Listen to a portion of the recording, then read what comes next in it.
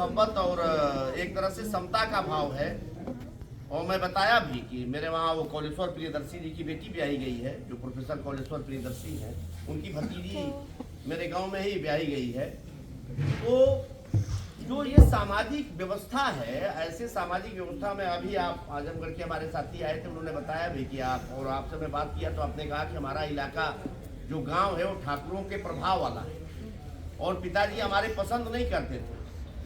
तो ऐसे जगह से जहाँ पर ठाकुरों का प्रभाव था, ये जातिवादी व्यवस्था है, पढ़ना और पढ़ करके पूरे देश भर में अपने आप को प्रतिष्ठित करना और अपने स्किल को, अपनी योग्यता को दिखाना कि मैं कितना योग्य हूँ, यह एक बहुत बड़ी बात है। और जो हमारे ये पूर्वज हैं, इन पूर्वजों ने आज हम गर्व के साथ खड़े हो सकते हैं। हमारे साथ उस तरीके का छुआछूत का व्यवहार नहीं होता है, लेकिन कल्पना करिए कि बाबा साहब अम्बेडकर के साथ किस तरीके की छुआछूत हुई। कल्पना करिए कि हीरालाल धरकार जी के साथ किस तरह का छुआछूत का व्यवहार हुआ होगा। लेकिन ऐसी परिस्थितियों में भी पढ़ करके और अपनी योग्यता का लोहा मनवाना ये बहुत बड़ी बात है और ये हम सभी लोगों को हिम्मत और साहस देने वाली चीज़ है। तो मैं संतोष जी को इस बात के लिए साधुवाद देता हूँ कि हम जब अपने पुरखों को याद करते हैं और अपने पुरखों से हम प्रेरणा लेते हैं कि हमारे पुरखों ने उन परिस्थितियों में जब इस देश के अंदर जाति का और धर्म का जो दुख था, जो प्रताड़ना थी, उस प्रताड़ना को पीछे छोड़ करके उसको परास्त करके और अपने आप को स्थापित किया और हम लोगों को आज यहाँ पर लखनऊ में मकान बना करके और इस तरीके की इज्जत और प्रतिष्ठा उन्होंने दिया।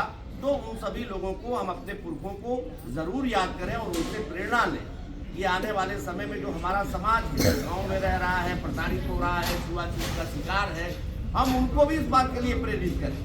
हमने कहा संतोष जी से कि कुछ कार्यक्रम गांव में भी उनकी स्मृति में जो पढ़े लिखे, उनके साथ पढ़े लोग हों, उनके साथ काम करने वाले लोग हों, तो किसी बरस लखनऊ शहर में मनाइए, किसी बरस इसे अपने गांव में भी मनाइए, ताकि गांव के भी लोग भी जानें कि हीरालाल धरकार जी क्या थे, हीरालाल धरकार जी ने क्या किया समाज के लिए, अपने वर्ग के लिए, अपने समाज के लिए। तो इन सारी चीज़ों को बताने की ज़रूरत है और हमको अपने समाज को, हम लखनऊ चले आए या मेरे साथ अब उस तरह का व्यवहार नहीं होता है, लेकिन गांव में आप जाइए तो जितने भी पिछड़े वर्ग के लोग हैं, अनुसूचित समाज के लोग हैं, गांव में आज की तारीख में भी, भारत का संविधान लागू होने के बाद भी, आज की तारीख में भी परिस्थितियाँ बड़ी खराब हैं और आज भी हमारा समाज जो है वो छुआछूत और इस जाति व्यवस्था का प्रताड़ना आज की तारीख में भी भोग रहा है। तो इसकी जिम्मेदारी हमारी है कि हम सभी लोग अपने समाज के लोगों को, उन लोगों को हम उत्साहित करें, उन सभी लोगों को हम प्रेरित करें कि हमको शिक्षित होना है। जैसा कि हमारे तमाम युवा साथियों ने कहा कि शिक्षित होने से ही, अगर जयपाल मुंडा अगर मवेशी चरा रहे होते तो आज हमको याद नहीं करते और दुनिया उनको याद नहीं करती, लेकिन उन्होंने मवेशी चराना छोड़ा और ऑक्सफोर्ड तक पढ़े, फिर आज दुनिया उनको जान रही है। बाबा साहब अम्बेडकर अगर रह गए होते अपने बस्ती के अंदर तो उनको हम नहीं जानते, लेकिन उन्होंने शिक्षा ग्रहण किया और प्रतिकूल परिस्थितियों में शिक्षा ग्रहण किया, तो हम आज उनको याद कर रहे हैं। और एक तरह से बाबा साहब अम्बेडकर इस देश के मनुवादियों के लिए चुनौती बन गए।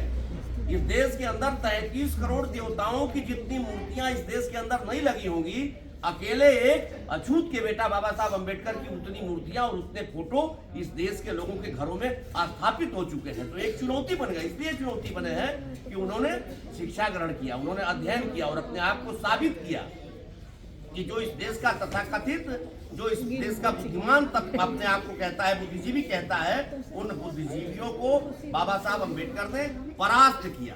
और परास्त करने के बाद आज की तारीख में संसद में क्यों कहा जा रहा है कि अम्बेडकर अम्बेडकर अम्बेडकर अम्बेडकर रट रहे हो?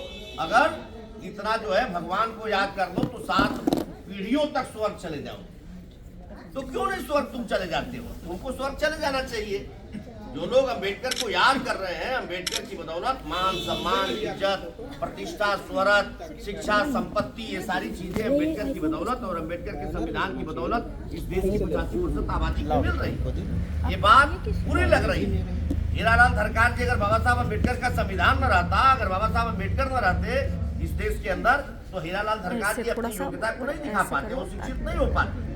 तो ये सारी चीजें हम सभी लोगों को आज हीरालाल धरकार जी से ये प्रेरणा लेनी होगी और प्रेरित होना होगा। मैं चूँकि काफ़ी समय हो गया है और यहाँ हमारे तमाम विद्वान वक्तागण भी बैठे हुए हैं उनसे अधिक उम्र के, इसलिए मैं हीरालाल धरकाल जी को श्रद्धांजलि अर्पित करते हुए, उन्हें नमन करते हुए, और संतोष जी एक योग्य पिता के योग्य पुत्र हैं और अपने पिता को याद कर रहे हैं। हम सभी लोगों को भी उनको याद करने के लिए, श्रद्धांजलि अर्पित करने के लिए यहाँ आमंत्रित कर रहे हैं। मैं इन्हें भी साधुवाद देता हूँ। बहुत बहुत धन्यवाद। जय भीम, जय भारत, जय संविधान। बहुत बहुत धन्यवाद।